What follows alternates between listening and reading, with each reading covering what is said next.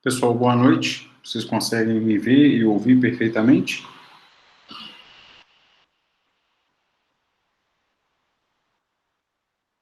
Vou guardar mais alguns minutinhos para esperar outros alunos ingressarem na aula. Confirmem para mim se vocês estão vendo o slide aí de morte ou perda da capacidade processual, inciso primeiro aí das hipóteses de suspensão do processo. Tá tranquilo? Perfeito. Vamos aguardar só alguns 2, 3 minutinhos e eu já faço a chamada.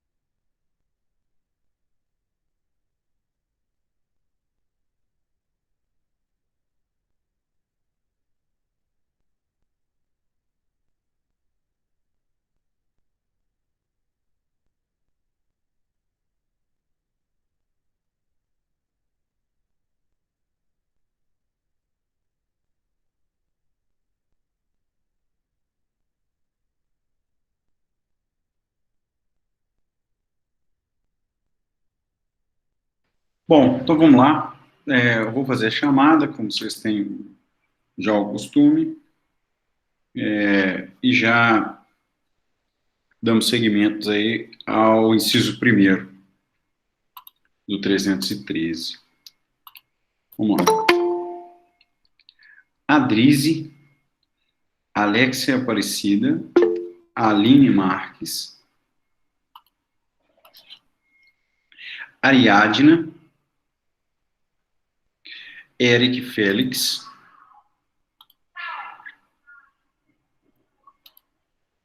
Gabriel de Souza, Ellen Soares, Heitor Barbosa, Iago Gomes, Isabela Lisboa,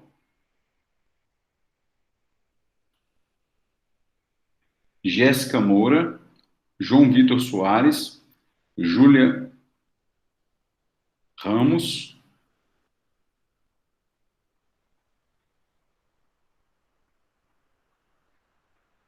Jéssica Moura e João Vitor Gomes estão presentes?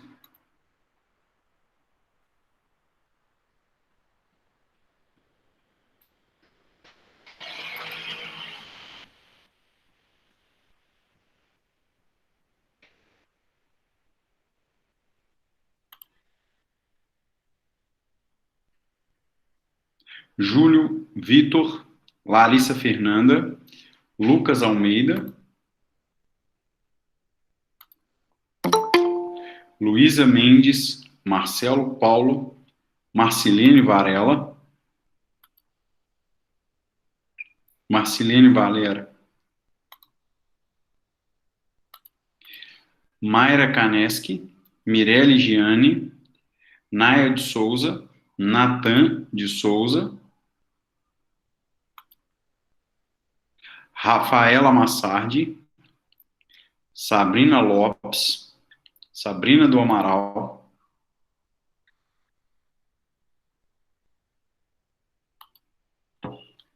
desculpa, eu falei errado o nome, né? Mirelle. Samuel César, Sander Tamires de Souza Batista, Tamires da Silva Marco. Presente. Ok. Thales Nunes, Tamires Lopes e Tiago Gressi. Alguém que eu tenha esquecido de falar o nome? Ok. Eu esqueci de falar seu nome, Eric.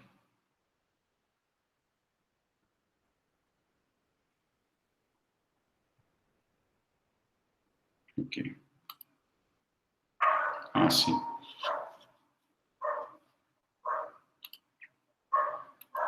Tudo bem. Então, vamos lá. Só para a gente relembrar, nosso estudo começou na formação, a gente passa formação, suspensão e extinção do processo.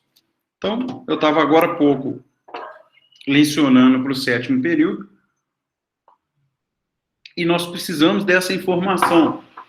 Eu até disse para eles que estava explicando essa matéria para os senhores, que fazia referência à formação do processo, porque era necessário lá na matéria a contagem do prazo. E aí eu disse para eles, senhores, quando que inicia a contagem do prazo, mas antes, quando que se forma o processo? Então, só para lembrar, a formação do processo é com o protocolo da petição inicial. Já os efeitos do processo, ele tem uma variável para o réu, mas o processo se forma com o protocolo da petição inicial. Os efeitos de induzir litispendência, interromper a prescrição, nós trabalhamos com cada um deles de forma pontuada e espero que os senhores tenham feito a revisão da aula através do estudo da doutrina. Ok? Então, são esses os pontos aqui que eu tenho anotado, que passei para vocês. Já em relação à suspensão do processo, eu vou voltar aqui os slides, porque nós iniciamos a suspensão do processo.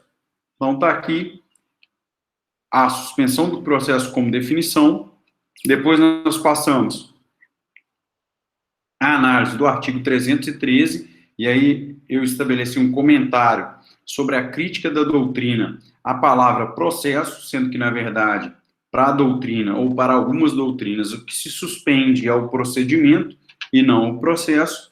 Superado essa análise, eu passo aqui a dizer para vocês que a gente vai trabalhar com a suspensão do processo mesmo, mas não poderia deixar de pontuar essa crítica feita por parte da doutrina, ok? E aqui nós trabalhamos com as hipóteses e todo o aspecto conceitual. Não me recordo, mas acho que deixei esse ponto como um dos mais relevantes para a nossa primeira aula, que seria a suspensão própria e a suspensão imprópria.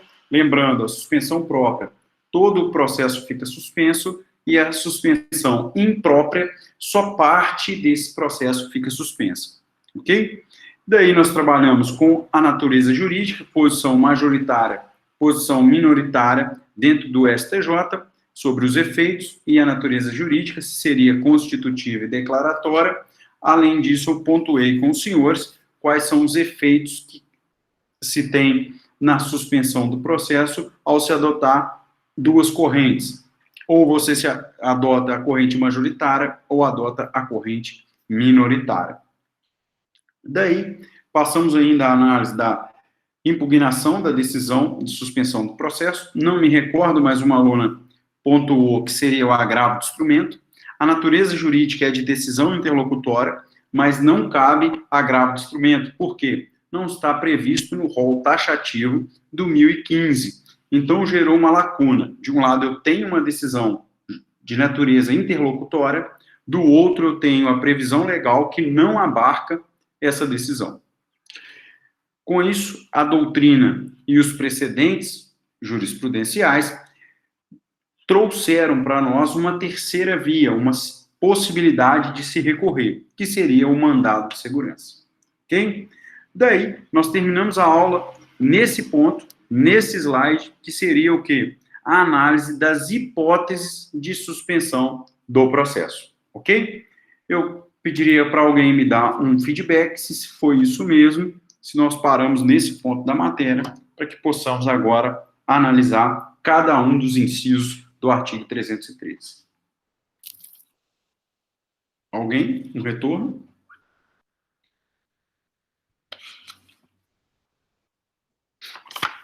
Ninguém?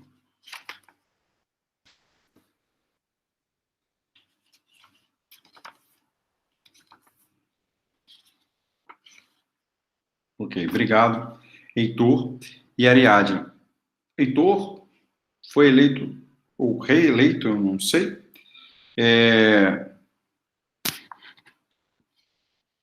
líder de turma, é isso? Se foi, deixo aqui consignado os meus parabéns.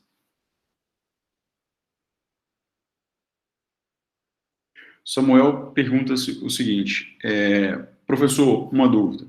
A gente usa o mandado de segurança para pedir a suspensão do processo ou é para recorrer dessa decisão? É para recorrer dessa decisão, Samuel, tá? O pedido da suspensão do processo é um pedido incidental, ok? E deixei essa pergunta, Ariadna, muito bom. Então, deixa essa pergunta aí suspensa, que nós vamos trabalhar hoje com uma dinâmica por e-mail, e aí, ao longo da aula, eu já menciono isso com vocês, ok? Então, tá lá. Artigo 313, suspende-se o processo. Bom, suspende-se o processo, inciso 1º. Vamos lá da leitura. Pela morte ou pela capacidade processual de qualquer das partes, de seu representante legal ou de seu procurador. Então, nós temos aqui a perda da capacidade ou a morte do representante legal, das partes ou dos seus procuradores. O que é relevante nesse primeiro momento esclarecer para os senhores? O aspecto conceitual. Quando eu digo perda da capacidade processual, a perda da capacidade processual da parte está atrelada, ok, à sua condição pessoal, que significa o quê? Significa que ela perdeu a sua capacidade de figurar no polo de uma ação, tá? Quando que isso ocorre? Imagine que eu, por alguma situação de saúde, eu me torne o quê? Incapaz. De que forma? Por exemplo, uma doença congênita, ou, vou dar um exemplo aqui, demência, estágio avançado de algumas doenças, em que eu perdi a minha capacidade, eu perdi meu discernimento, ok? Já a perda da capacidade processual do advogado é quando o advogado perde a capacidade postulatória. Aí nós temos atrelado a OAB dele, ok? Então, eu estou pontuando isso para ficar claro a compreensão desse nosso organograma. Apesar de ser uma explicação simples e uma compreensão fácil, é importante que vocês tenham essa análise conceitual do que seria uma perda da capacidade da parte com uma perda da capacidade postulatória do advogado, ok? O advogado possui a prerrogativa, ou seja, ele tem uma capacidade postulatória. O cliente postula algo ao Poder Judiciário mediante o advogado, exceto em alguns casos, como a atermação no juizado de pequenas causas e nas ações trabalhistas, ok? Tamires, fique à vontade, você tem a palavra. Bom, boa noite, desculpe te interromper, mas o slide é para aparecer cortado mesmo? Olha, para mim aqui, eu não sei se o Heitor pediu para aumentar, eu aumentei, para mim aqui, ver se melhorou. Não, agora está aparecendo normal, mas está muito pequenininho.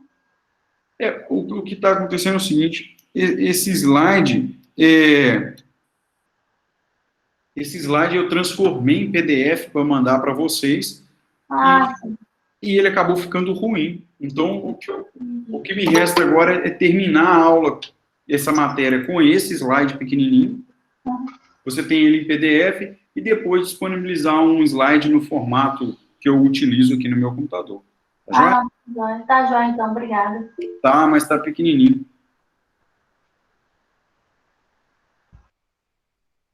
É porque ele foi feito por essa plataforma, tá?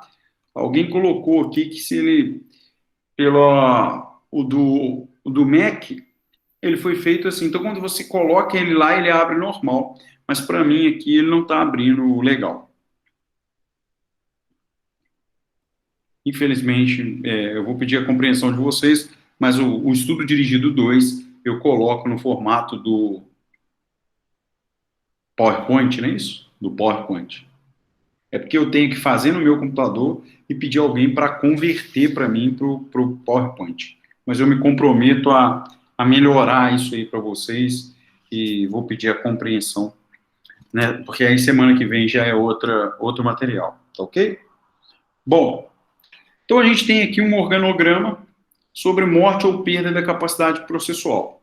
Fazendo essas observações para vocês, eu tenho no primeiro plano uma análise dos efeitos dessa situação para a parte.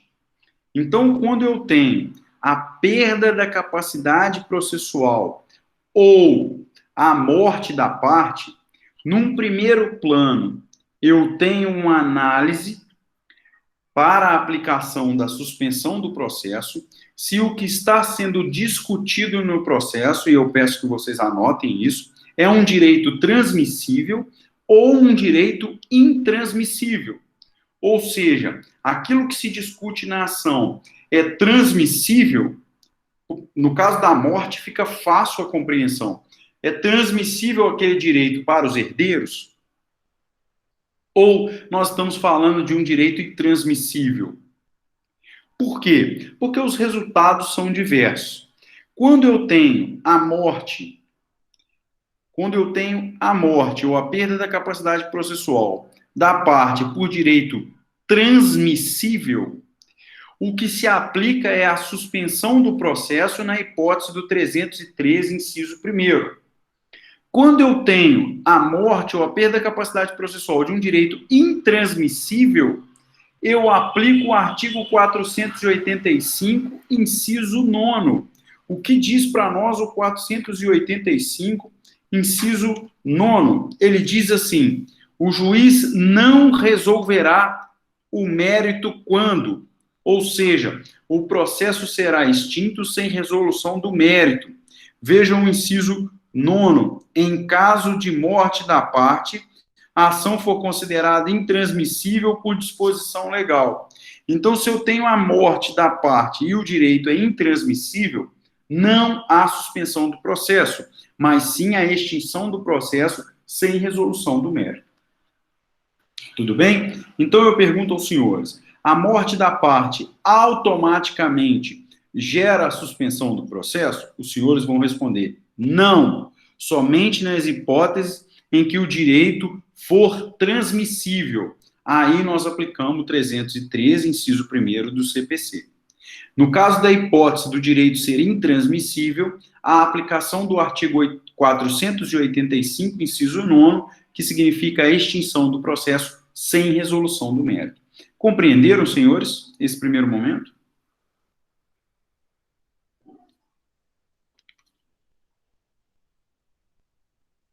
Todos compreenderam? O que você quer que eu repita, Tamires? Especifica para mim sua dúvida, por gentileza.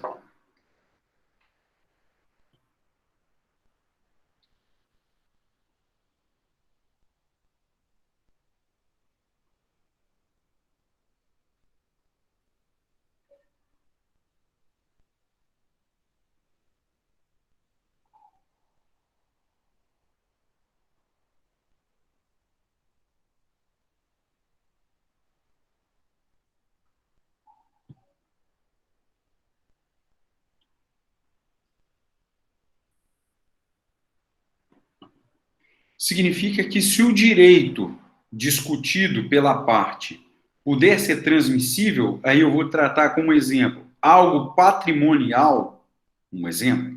Nós estamos discutindo um direito patrimonial, é um direito transmissível. Isso significa, então, que o processo é suspenso até a regularização do polo da ação, ou seja, polo ativo e polo passivo. Já, Ariadna, se o direito for intransmissível, são aqueles, por exemplo, direitos personalíssimos ligados à honra, por exemplo, nós não temos como transmitir esse direito. Então, nós podemos aqui aplicar a hipótese do 485, inciso 9, extinto o processo sem resolução do mérito, ok? O direito à informação, o direito à honra são um exemplo. Lembrando que há uma hipótese, no caso de habeas data, do direito à informação ser transmissível, tá? O direito de se obter informações, lá é muito comum nas ações da época da ditadura, em que desaparecido político, perseguido político, em que a família ingressa com habeas data, e aí, né, a morte do legitimado, aí a família entra, mas aí é algo peculiar, específico, não interfere no nosso exemplo aqui. Tudo bem, pessoal? Tá? Mais alguma dúvida em relação a esse ponto? Acho que até aqui está ok, bacana. Agora, o advogado, a morte ou a perda da capacidade do advogado. Bom, também nós ramificamos aqui no organograma em 2 pontos, que é necessário vocês analisarem e tomarem nota disso, porque esse organograma não basta a simples leitura do inciso 1º. Então, vamos lá. O advogado, o que você tem que analisar com a morte ou a perda da capacidade processual do advogado? Primeiro ponto de análise para aplicar a suspensão do processo. Ele é o único advogado habilitado pela parte? Ele é o único patrono daquela parte? Então, eu não, né? Porque eu não vou dar exemplo com eu morrendo. Deixa eu bater na madeira. Por exemplo, o João, ele é o único advogado do José, e aí o João morre. Então, essa é a primeira análise. Agora, o José contratou uma banca de advocacia. E nessa banca nós temos lá 10 advogados habilitados para a defesa do José, dentre eles o João. Ok? Bom, na primeira hipótese, é possível a suspensão do processo. Ok? Quando o advogado que perdeu a sua capacidade postulatória ou faleceu, ele é o único advogado habilitado para a defesa daquele cliente. Já no caso em que o advogado faleceu, mas há uma banca de advocacia, o processo vai tramitar normalmente. Ou seja, não há nenhuma suspensão do processo. Ok? Então, fica aqui essas observações. Acho, se tiver alguma dúvida, está aberto a palavra para os senhores, mas acho que nesse momento não há nenhuma dúvida quanto à questão do advogado. Só suspende se o advogado for o único habilitado para a defesa daquele cliente. Ok? Tranquilo, senhores? Tranquilo? Acredito que sim.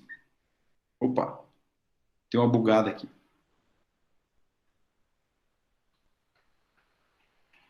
Isso, Samuel. O juiz vai suspender o processo, vai dar prazo para você nomear outro defensor. E aí o processo volta normalmente. Ok? Vai fazer, né, determinar a sua intimação pessoal para que você nomeie outro advogado. Também ocorre, Samuel, e para os demais alunos, que isso eu já presenciei na época de estagiário e presenciei um caso em que eu, como advogado, passei a atuar num processo em que um colega faleceu. É o seguinte, a parte toma conhecimento que o advogado faleceu. Ela rapidamente contrata outro advogado. E esse novo advogado junta a procuração nos autos. Mas aqui vai uma observação sobre esse slide aqui, ó. esse slide que aparece sobre a natureza jurídica da decisão de suspensão do processo. Veja que quando o advogado informa, o novo advogado informa o falecimento do anterior, é necessário, então, entender da data da morte até a habilitação de outro advogado. Esse processo ficou suspenso, inclusive os prazos, porque você há de convir comigo que até o advogado falecer, até o advogado falecer não ficou legal isso. O advogado faleceu, até a parte tomar conhecimento, até a parte contratar outro advogado, tem um lapso temporal. E pelo impulso oficial, imagine que tinha um prazo para interpor um recurso e a parte perdeu esse prazo. Não faz nenhum sentido. Por isso é importante entender que a decisão que suspende o processo, na corrente majoritária, ela tem um efeito ex tunc, tanto para o passado quanto para o presente. Porque aqui, quando o novo advogado informar o falecimento, pedir a sua habilitação, o juiz há de convir que o processo está suspenso da data da morte do advogado, ok? Então vejam que é importante esse slide da natureza jurídica da decisão. O Heitor também já viu um caso desse, quando o magistrado faleceu. Há uma redistribuição automática dos processos, é o primeiro plano. E existe também a possibilidade de suspender os prazos processuais, principalmente os prazos internos para decisão, em relação a isso. Mas, via de regra, os processos são distribuídos e os prazos são para as partes. Aí o processo tramita normalmente até o tribunal redirecionar as ações, ok? Foi o caso que eu presenciei. O juiz faleceu, os prazos que estavam correndo eram os prazos para as partes. Os prazos que ele tinha para decisões, por exemplo, decisões de medidas em caráter de urgência, esses prazos foram absorvidos pelos outros juízes e foram cumpridos normalmente. Acho que essa é... ok. Tranquilo, pessoal? Com isso, vejam que o slide pula o inciso 2º. E nós passamos aqui a análise do inciso 3º. Por quê? Eu quero selecionar nessa aula alguns incisos e depois, no material complementar, eu falo daqueles incisos que são incisos que a própria leitura do material já traz para vocês uma compreensão bacana aí. Por exemplo, ou pela convenção das partes, a gente vai analisar ele posteriormente. Mas aqui, vamos trabalhar com a arguição de impedimento e de suspeição.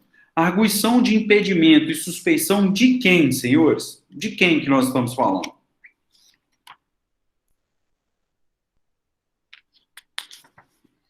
Opa, isso aí, do magistrado. Mas no artigo diz isso que é do magistrado? Está dizendo isso? Não, o artigo não diz, o artigo é omisso. Ok? O artigo é omisso quanto a isso. Pois bem, está aí a previsão. E nós vamos trabalhar que essa aplicação, mesmo com a omissão legislativa, ela é direcionada ao magistrado. Ok? Bom, o que torna relevante nesse inciso? O procedimento. Como que eu alego isso? Quais são as hipóteses de impedimento e suspeição? Então, é importante que você, nas suas anotações da aula, você tenha duas perguntas que você precisa responder. A primeira, quais são as hipóteses de suspeição e impedimento? Ok?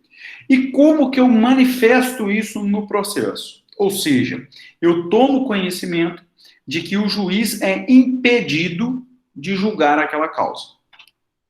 Então, eu quero apresentar uma arguição, então você vai arguir que o juiz é impedido de julgar aquela causa.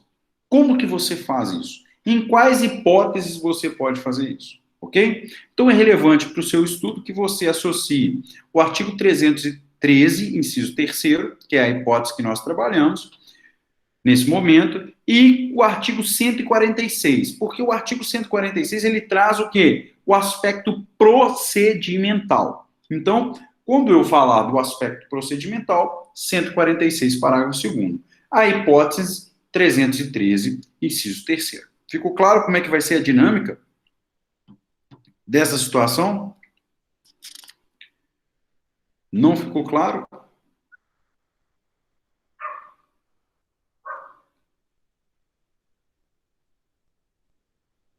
Agora eu não entendi. Não, não ficou ou ficou claro?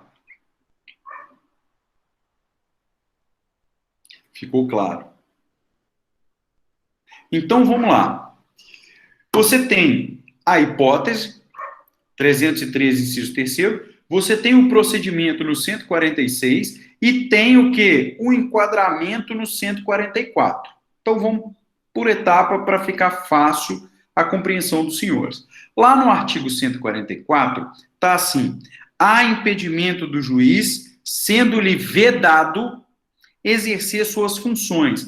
Então, aqui não há, e é importante que vocês tomem nota disso, não há aqui nada íntimo do juiz. É o legislador dizendo, nesse rol aqui de hipóteses, o juiz está impedido. Ele não tem escolha, impedimento, por limitação legal. Então, você tem o 144 vedando a atuação do magistrado nessas hipóteses aqui, senhores. Tá aqui, ó, tudo aqui. Alguém que tiver pelo computador, coloca para mim o 144 e as hipóteses. É importante, eu não me recordo se disse nessa sala de aula do 5º período, que você tem que acompanhar a aula de processo civil com o seu CPC em mãos para você anotar no seu CPC informações relevantes, interpretações e etc. Então, você tem as hipóteses do impedimento do magistrado. Ok? Bom, e a suspeição? Logo em seguida, no 145, a suspeição do juiz. Pessoal, nesse caso, olha só, existe a hipótese de suspeição, mas o juiz se declara suspeito. Isso significa, então, que eu posso arguir a suspeição do juiz e ele não se declarar suspeito. Ok? Pode ocorrer a hipótese eu alegar impedimento do juiz e ele se declarar não impedido. Por quê? O próprio nome que você tem aí no slide é a arguição da parte. O que significa que a parte que se sentir prejudicada ou que eventualmente irá sofrer prejuízo, ela irá apresentar a arguição. Ou de impedimento, se forem as hipóteses do 144, ou de suspeição, nas hipóteses do 145. E o juiz, então, se declara impedido ou se declara suspeito, dependendo da hipótese. Ok? Bom, aí você já tem a capacidade de responder a minha primeira pergunta. A pergunta que você estabelece o seu ponto de referência do seu estudo. Você já sabe responder. Que há suspensão do processo quando eu tenho impedimento e suspeição do magistrado. Quais são as hipóteses? Professor, as hipóteses foram trazidas pelo legislador no 144 e suspeição no 145. Nós temos aqui a ajuda do Heitor, que colocou para a gente aqui o 144, ok? Então, você tem lá hipótese de impedimento e hipótese de suspeição. Mas o processo, e aí eu já entro no campo do segundo ponto que eu estabeleci para vocês, o processo, ele é suspenso no julgamento da arguição, quando o juiz se declara suspeito ou impedido, ou simplesmente pelo protocolo da petição de arguição e impedimento ou suspeição. Vejam, o segundo ponto do slide, eu peço licença a vocês para ler. Importante considerar a mera interposição da arguição suspende o processo. Ok? Repetindo, a mera arguição, ou seja, basta eu protocolar a arguição que automaticamente o processo está suspenso.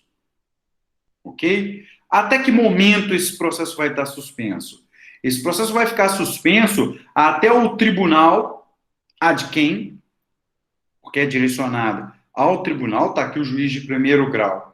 Você direciona a arguição ao juiz de segundo grau, aos juízes de segundo grau, melhor dizendo, os desembargadores. E o processo ele fica suspenso, ou seja, se aplica a hipótese do 313, inciso 3º, automaticamente, com o simples protocolo da arguição. Arguiu, suspendeu. Essa suspensão, então, ela pode perdurar até a decisão do relator no tribunal, porque se ele não acatar hipótese de impedimento à suspeição, ele não acata, ele julga improcedente a sua arguição e o processo volta a correr normalmente. Se ele acata a suspeição, o processo continua suspenso até o final. Que final é esse? Até que se nomeie outro juiz para dar continuidade ao processo. Ficou claro isso, pessoal, que está aqui no slide? Posso passar para a análise do procedimento? Alguma dúvida até esse ponto? Me dê um retorno se existe alguma dúvida e se está ok essa explicação.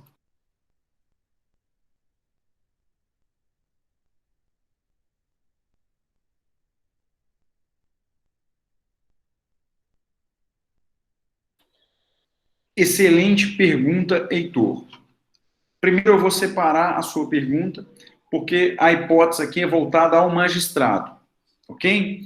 Se um único magistrado, você não precisa ser um único magistrado na comarca, eu posso ter dois, por exemplo, um criminal e outro civil, não sei. Vamos imaginar que eu vou arguir a suspeição desse único magistrado. Vamos na sua pergunta primeiro. Você há de convir comigo, interpôs a arguição, o tribunal, então, vai analisar, e o tribunal vai, o quê? Nomear outro juiz para atuar na causa. Se naquela comarca não há outro juiz, o tribunal nomeia o quê? Um juiz auxiliar, que aqueles juízes substitutos, eles atuam como auxiliares, ou seja, eu tenho um juiz substituto em Visconde do Rio Branco que atua como auxiliar aqui em Ubá, por exemplo. Então, o juiz irá nomear um juiz auxiliar de uma outra comarca, ok? E o processo ficará suspenso até que isso ocorra. E aí eu pego, né, a Tamires mandou um ok, o Heitor, a Ariadne, eu pego aqui um exemplo de um caso que eu considero um caso bizarro, e eu uso em sala de aula, que é o seguinte. No caso, o juiz atuante era a comarca que tinha um único juiz.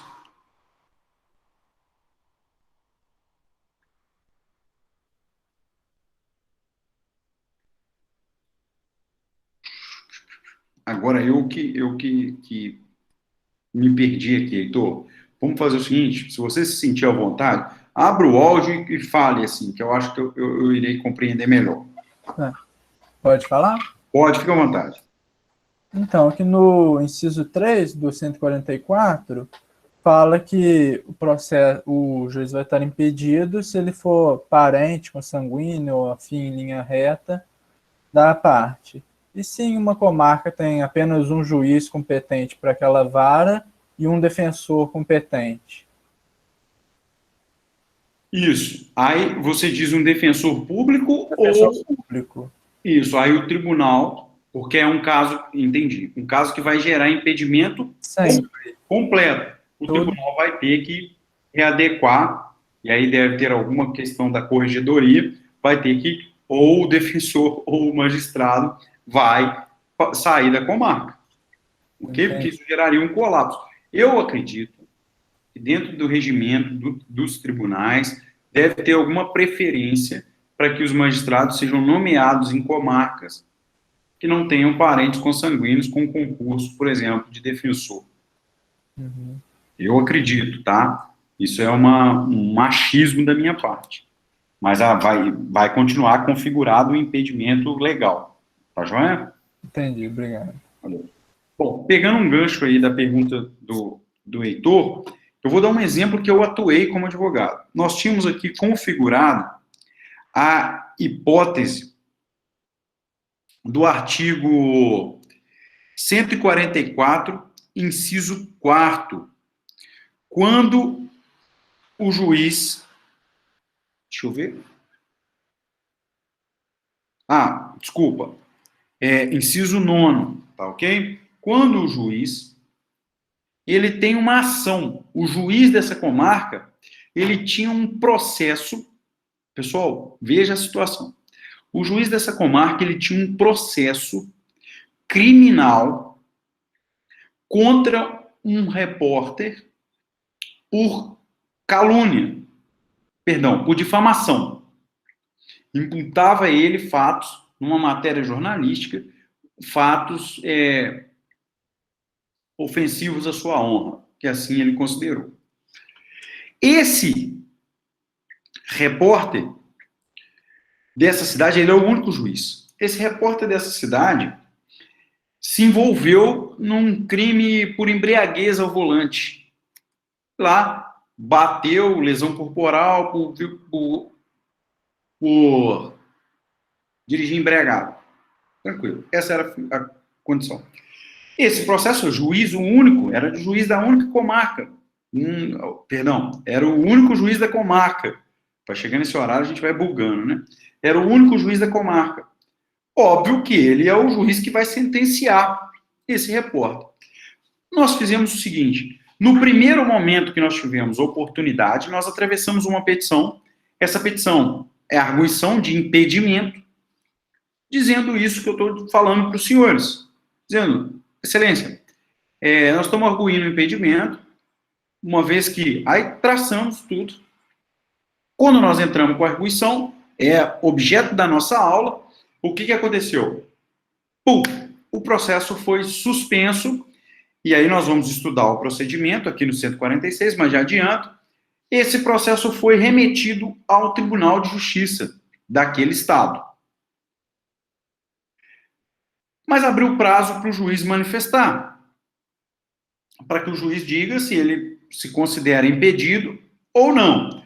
O juiz, então, para nossa surpresa, disse que não era impedido de julgar o caso, que ele se sentia plenamente imparcial para julgar o caso. Eu estabeleço uma pergunta aos senhores. É plausível o tribunal, então, acata a simples manifestação do magistrado ou acata a previsão legal, dizendo, não, tudo bem, você se considera imparcial, mas há uma previsão expressa aqui sobre isso. E aí, o Tribunal de Justiça daquele estado considerou que o fato do juiz se declarar imparcial afastava a aplicação do referido inciso. Ou seja, o processo ficou suspenso até a decisão do relator e o relator determinou que o processo voltasse a tramitar e que aquele magistrado não era impedido para julgar o processo. Eu abro aqui para que os senhores manifestem o que acham sobre isso. Se houve uma violação expressa desse artigo, o que vocês consideram sobre essa posição? Isso é um caso real. Isso é um caso real. Inclusive, o juiz instruiu o processo, o juiz deu a sentença. É óbvio que nós recorremos, nulidade da sentença, mas esse é um caso real. Isso é real. Tá? Se eu não vou entrar muito em detalhe, mas se ele tinha culpa, eu não vou entrar no mérito, é uma questão legal.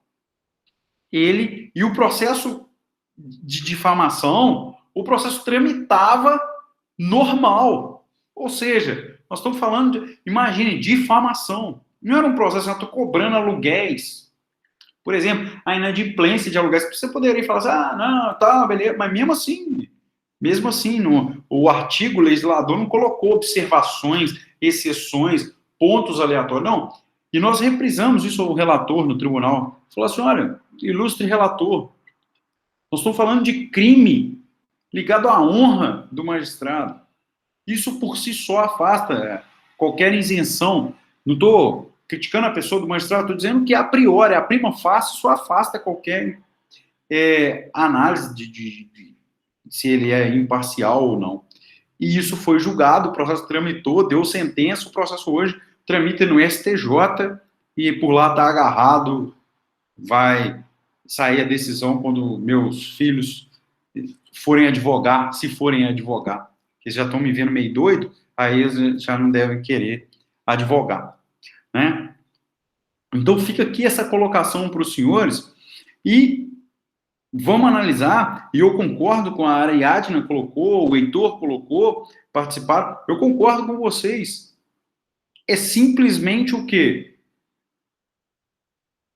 Previsão legal, ok? Ainda mais nessa hipótese, tá ok? Vamos analisar o 146, então.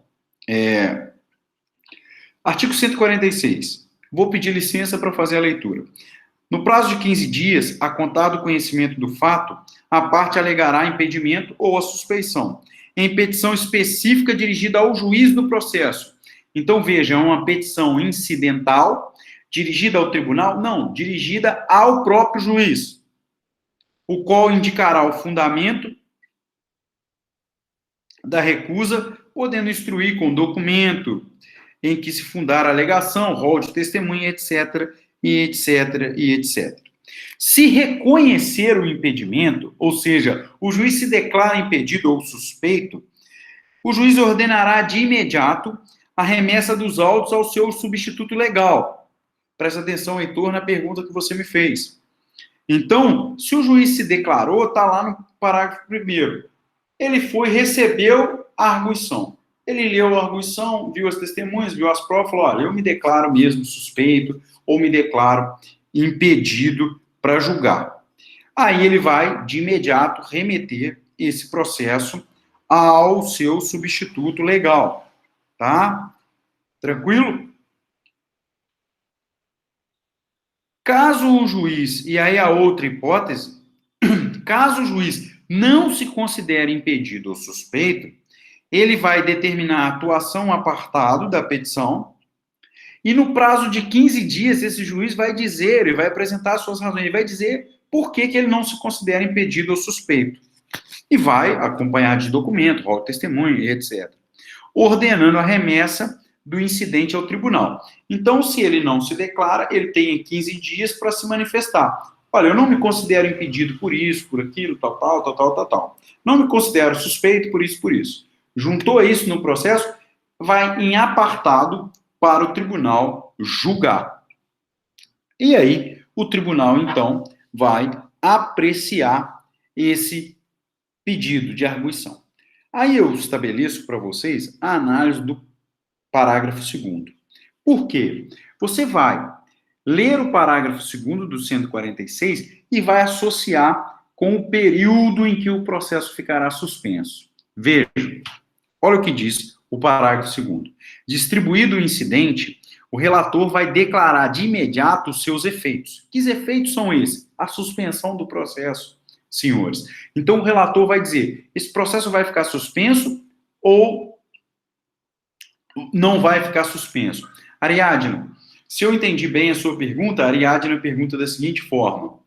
O prazo é de 15 dias, no máximo, da data que você tomou conhecimento do fato. No meu exemplo, lembra que eu falei a palavra assim? Na primeira oportunidade que eu tive no processo, eu manifestei. Por quê?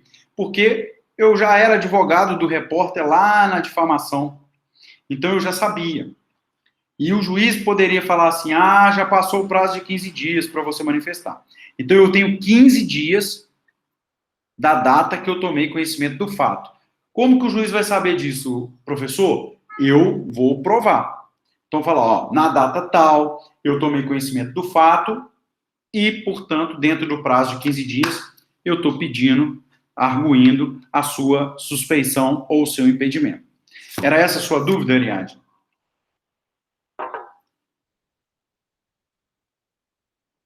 Com isso, senhores, quando o incidente chega ao relator, ele pode não, presta atenção, ele pode não manter a suspeição. Desculpa. Ele pode não manter a suspensão. tá? A suspensão. Ele pode, então, dizer o seguinte, não. Eu vou julgar a arguição, mas o tempo que eu demorar para julgar a arguição, o juiz vai continuar atuando no processo normalmente. Tá aí, parágrafo 2º, inciso 1º. Aí o processo volta a correr. Agora, se ele, relator, analisar a sua arguição e aplicar nela efeito suspensivo, aí já é o inciso 2º. Significa que o processo permanecerá suspenso até ele julgar a arguição. Ficou claro? Ficou claro?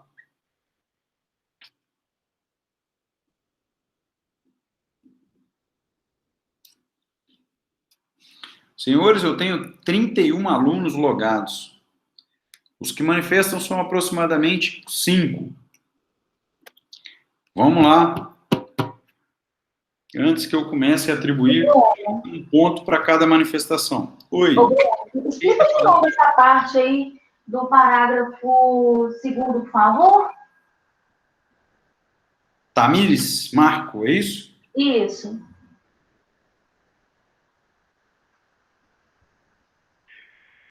Vamos lá. Depois eu respondo a sua dúvida, Ariadna. Olha só. Eu disse para vocês, e é muito importante essa dúvida da Tamires e possa ter mais alunos prestando atenção, né? Que tenham essa dúvida. Eu disse para vocês que no momento que você argue a suspeição ou o impedimento, ou seja, no momento que você arguiu, o processo tem que ser suspenso. Só da sua arguição. Então, você apresentou a arguição, ele está suspenso. Até que momento perdura essa suspeição? Puta merda, desculpa. Eu estou confundindo a palavra suspensão com suspeição. Até que momento perdura a suspensão do processo? Até o relator. Por quê? Quando esse processo chegar ao relator, ele pode adotar 2 caminhos. O primeiro, ele lê a arguição e diz o seguinte: até eu julgar essa arguição, até eu proferir decisão, eu determino que esse processo volte a tramitar. Pode continuar o processo aí, ó, na origem, na primeira instância, a tramitar normalmente. Ou seja, ele não aplica efeito suspensivo à arguição. Então, esse processo foi suspenso automático quando eu apresentei a arguição, mas quando chegou no relator, ele determinou sem efeito suspensivo. Ele determinou que o processo volte a correr normalmente enquanto ele julga. Ok?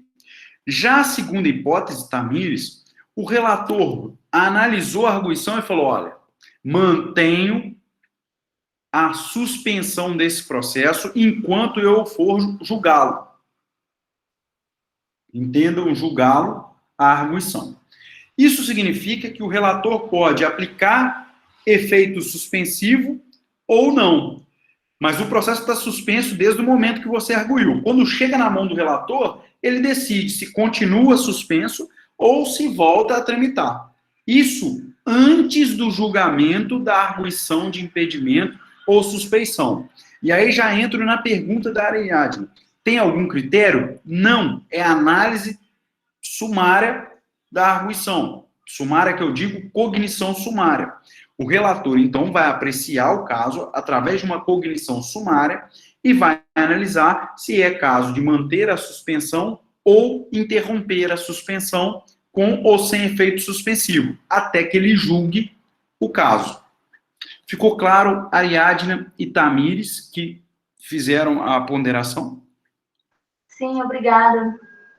E aí, no meu exemplo, já pego aqui no meu exemplo, pasmem, o relator, nesse caso meu do repórter, manteve o efeito suspensivo até ele julgar. Quando foi lá no final, o processo ficou suspenso até ele julgar. Quando foi lá no final, ele julgou a arguição improcedente. E aí o processo voltou.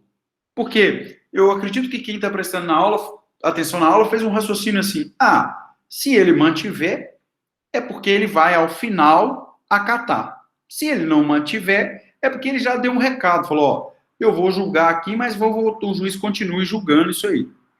Acho que todo mundo que está prestando atenção na aula teve esse raciocínio, pela própria pergunta que me fizeram. Mas não foi o meu caso, o meu exemplo. Tá joia? Porque uma coisa do efeito suspensivo é através de cognição sumária do magistrado. Já o julgamento da arguição é a cognição ampla em relação à matéria arguída. Ok? Tudo bem quanto a isso, pessoal?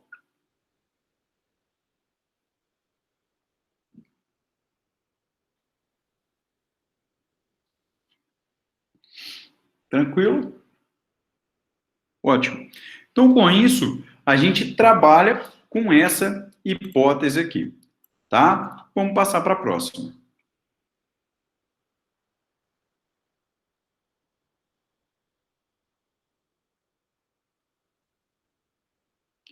Prejudicialidade. Também é uma que eu quero trabalhar com os senhores de forma mais detalhada. O que é a prejudicialidade? Qual que é a previsão da prejudicialidade? Veja que a gente saiu do inciso 3º e nós pulamos aí alguns incisos para que a gente possa trabalhar mais detalhado. Pulei o inciso 4º, porque vocês vão estudar isso lá na frente, espero que comigo. O que é a prejudicialidade? O que diz o inciso 5º do 313? Está dizendo assim: suspende-se o processo quando a sentença de mérito, 2 pontos. Então, nós estamos num campo da compreensão. Suspende o processo quando a sentença de mérito. Então, nós estamos falando que há uma sentença de mérito. Então, em alguns casos em que foi dado sentença de mérito, ou que irá ter uma sentença de mérito, o processo tem que ser suspenso antes da sentença de mérito. Então, nós estamos aqui na hipótese que antecede, então um pouquinho antes antecede a sentença de mérito. A linha A, que é o nosso slide, o que diz a linha A? Quando a sentença de mérito, a linha A, depender de julgamento de outra causa ou declaração de existência ou inexistência de relação jurídica que constitua objeto principal de outro processo. Bom, o que significa isso? Resumindo aí a linha A.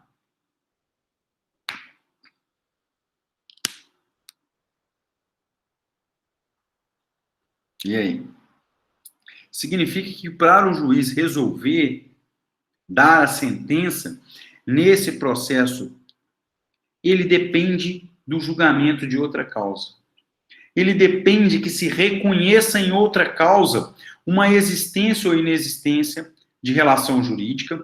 Ele vai depender na outra causa, por exemplo, que se constitua crime ou não.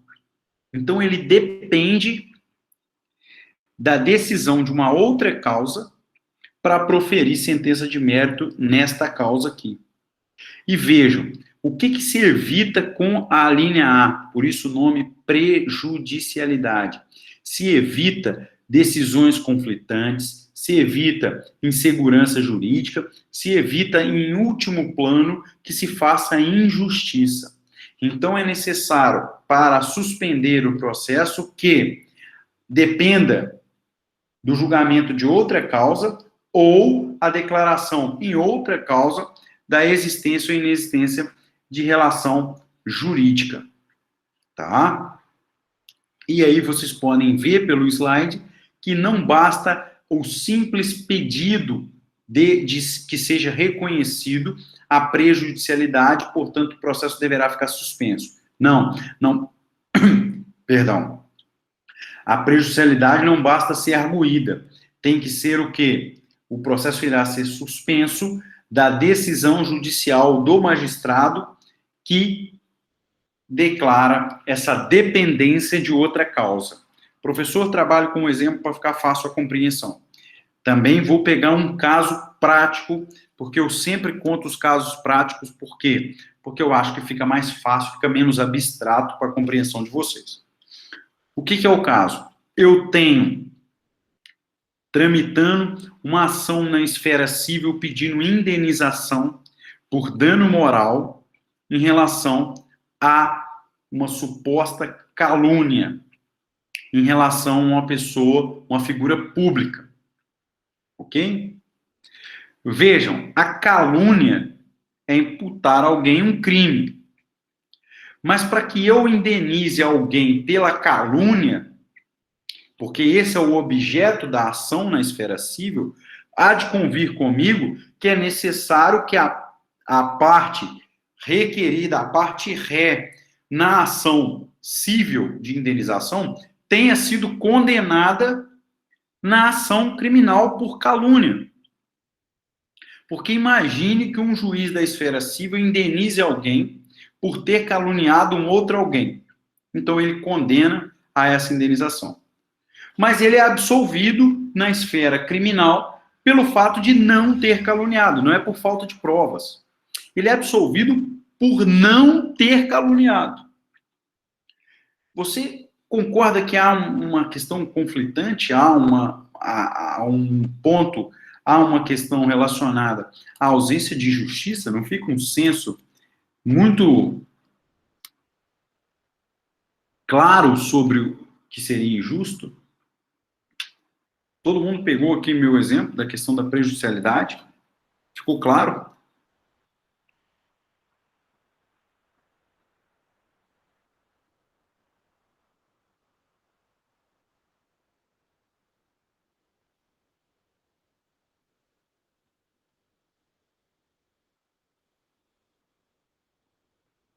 Ok. Então, isso é um ponto extremamente relevante. E eu falo isso porque eu estou trazendo o exemplo de crimes contra a honra, porque isso é muito comum. Agora veja, se na ação civil não se discute a tipificação como calúnia, mas diz assim, olha, eu quero uma indenização porque ele me chamou de X. Ele me chamou de assassino. É diferente de dizer assim, olha, ele imputou a mim o crime previsto no artigo 121, na forma tentada ou na forma consumada, etc, etc. Então tem que se tomar esse cuidado. Isso é muito importante que vocês saibam, que há de convir comigo que é matéria de defesa. Tá? Um cliente te procura, vamos supor que você atua como advogado e diz, olha, eu sequer fui condenado por ter falado isso com ele, e ele está me pedindo indenização. Você tem que apresentar como preliminar, como prejudicialidade, o quê? Ora, esse processo tem que ser suspenso com base no 313, inciso 5º, a linha A, até que o magistrado lá da esfera criminal julgue se eu cometi o crime de calúnia ou não. E isso também há, eu estou tratando aqui como exemplo, mas há a previsão lá na linha, fugiu a linha B, inciso 8º. Tranquilo? Que é a questão de prova. Ficou claro isso? E eu tenho um caso assim mesmo no escritório. O juiz da ação civil, ele fez exatamente bonitinho no sentido de ele instruiu todo o processo, e fez o quê? Suspendeu o processo no momento de proferir sentença de mérito. O processo está todo instruído, sanado, instruído, o processo está pronto, está maduro para dar a decisão. Só que ele aguarda a decisão na esfera criminal. Vamos ver a pergunta aqui da... Como é possível a retirada da...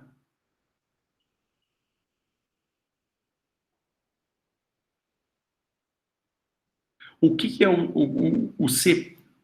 O que é CP? Eu não entendi, Ariadne.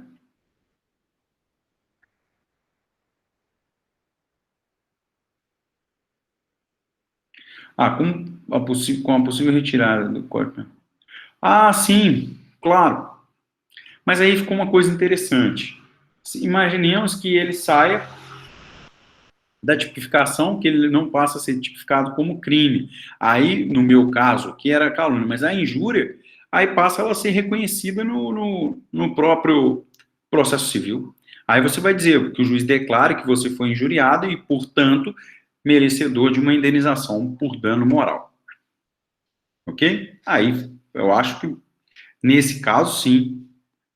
Tá? Mas eu ainda não li sobre essa possibilidade. Quais são os fundamentos para se retirar a injúria do Código Penal, ou seja, tirá-lo como tipificação de crime. Eu acho que, não sei, também faria sentido se dissesse, olha, na verdade a pena da injúria é irrisória, não cria e só é voltada a ressarcimento pecuniário, tá? Pode ser esse o argumento, mas vale aqui a anotação para que eu leia sobre essa possibilidade, tá ok? Mas acho sim que aí não cabe suspensão por prejudicialidade. Tranquilo? Pessoal, agora, deixa eu ver a hora aqui, são 10h10. Assim como eu fiz nas outras salas, eu tinha deixado aqui uma pergunta para vocês lá no início da nossa aula, ok? O que eu estou dizendo sobre isso nas outras turmas? Deixa eu olhar aqui. Boa noite, boa noite, boa noite. O que eu digo na outra turma? Que vocês devem enviar para mim a resposta, uma linha, tá ok? A pergunta é, o rol do 303 é taxativo ou exemplificativo? Você deve responder para mim, olha, professor, é taxativo ou exemplificativo por esse motivo. Uma linha. Você vai encaminhar para o meu e-mail, escrito no assunto quinto A. Então, você vai colocar no assunto quinto A, para que eu identifique a sua turma, e vai responder para mim se o rol do 313 é exemplificativo ou taxativo. Eu vou dar aqui a vocês, deixa eu ver mais uma vez, são 10h11, de 3 a 5 minutos. Antes que me pergunte qual que é o meu e-mail institucional, é unifagoc.edu.br. É relevante que você responda isso, tá joia? Eu vou aguardar, enquanto eu já bebi a água toda, vocês puderam perceber que a minha garganta está falhando. Então, enquanto eu coloco uma água aqui na minha caneca, eu vou dar aí vocês 5 minutinhos para mandar lá para o meu e-mail, e aí a gente volta para continuar falando sobre suspensão do processo, agora trabalhando com um outro slide aqui. Deixa eu ver se ele passa. A vedação de prática de atos processuais durante a suspensão do processo, ok? Então, fica aí, estou contando aqui de 3 a 5 minutinhos, é o tempo de você responder, beber uma água e a gente volta para já partir para o encerramento. Tá joia?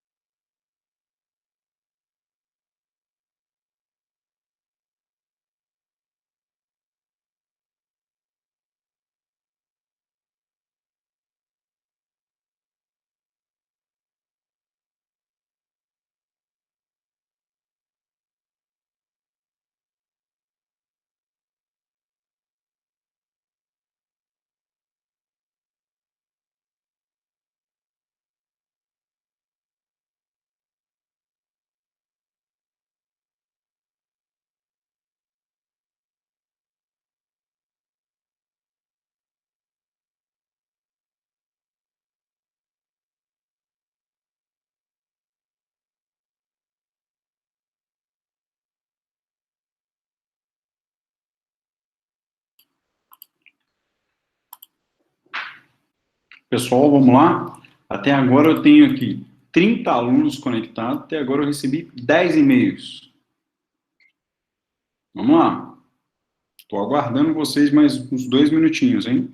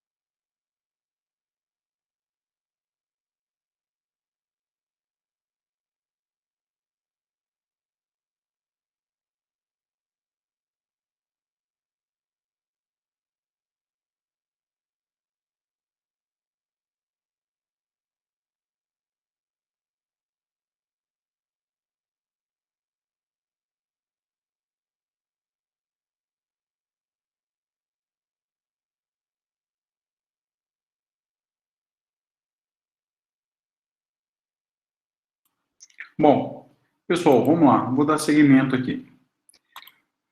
Bom, aqui, nesse momento, eu quero puxar um gancho aqui. Além de falar das hipóteses, eu quero puxar um gancho aqui sobre o slide que está aqui para vocês, que é a vedação de prática de atos processuais durante a suspensão do processo. Professor, está previsto no artigo 314, pessoal. Está lá. Eu vou, mais uma vez, analisar o artigo 314. O que traz o artigo 314 para nós? Que é vedado, tá, a prática de qualquer ato processual no período de suspensão do processo, cabendo algumas exceções, e essas exceções são exceções lógicas, como para evitar dano irreparável, algo que é urgente, perecimento do direito.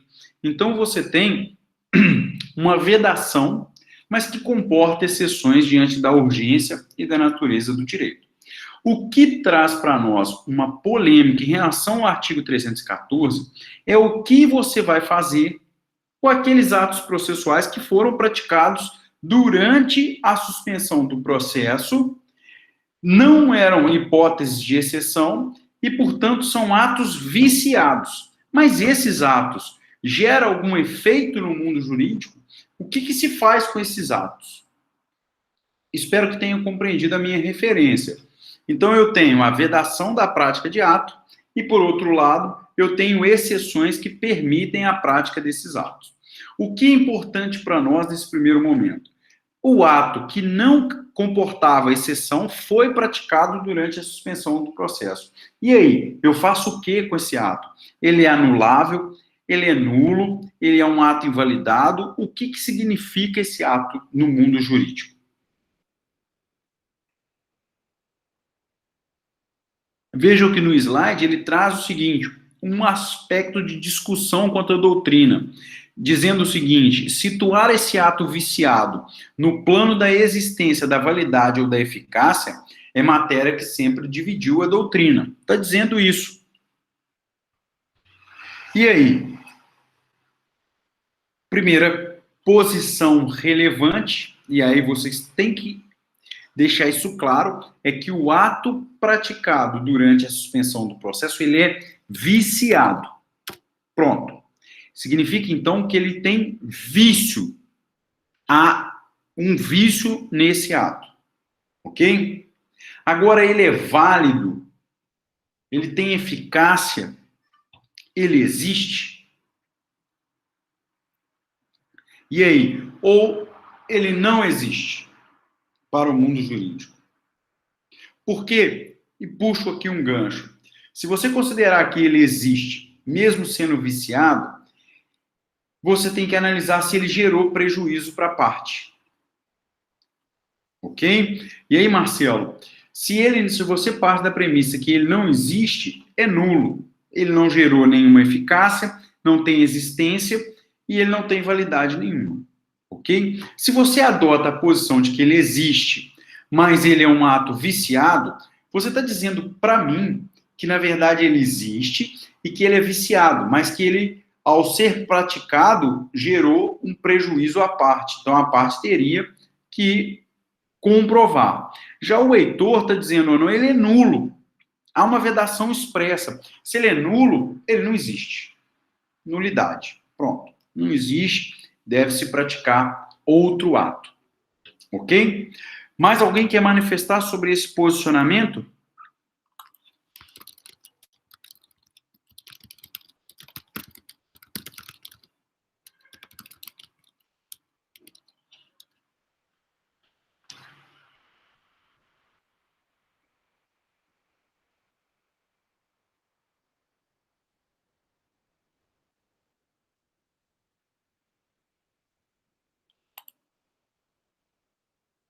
Não?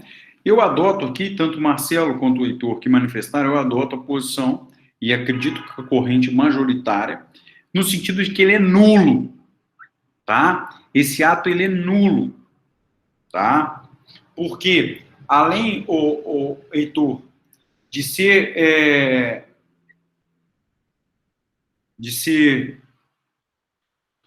ter a previsão, né, impedimento, ele, durante a suspensão do processo, porque nós não estamos trabalhando com quais hipóteses.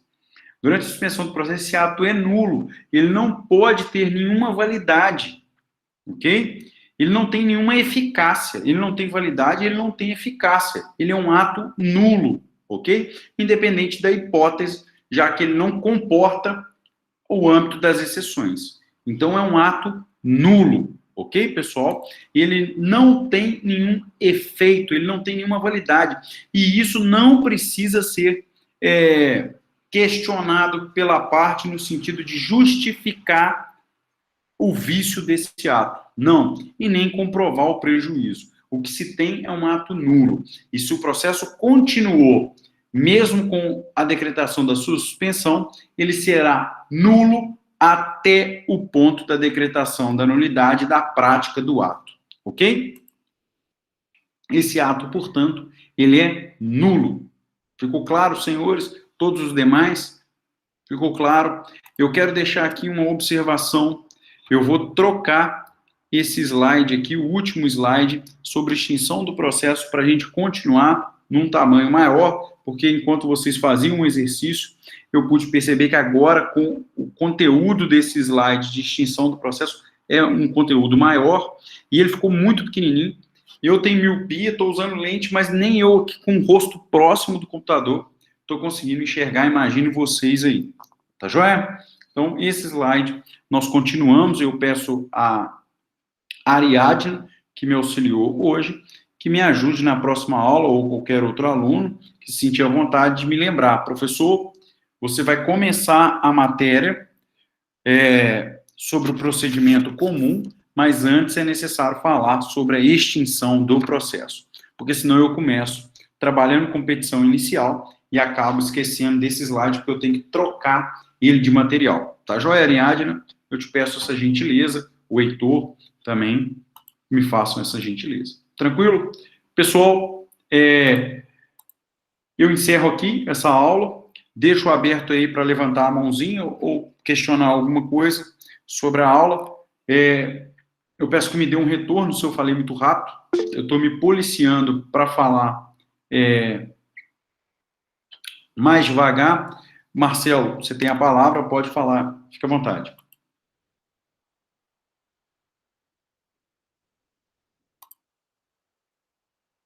Marcelo?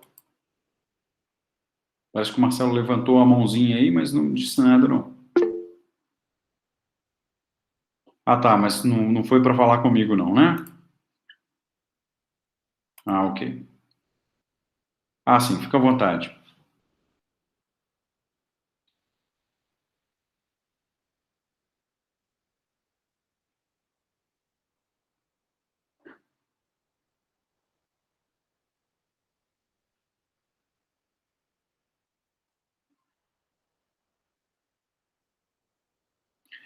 Aí eu vou usar o comando exportar para exportar no PowerPoint, né? Nessa versão mais utilizada.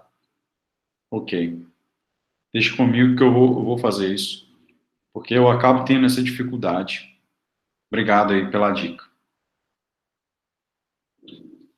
Sim, que acaba que as funcionalidades são as mesmas, mas fica num formato que as pessoas não gostam, as pessoas não têm o costume de usar, tá? Mas obrigado aí, deixa comigo.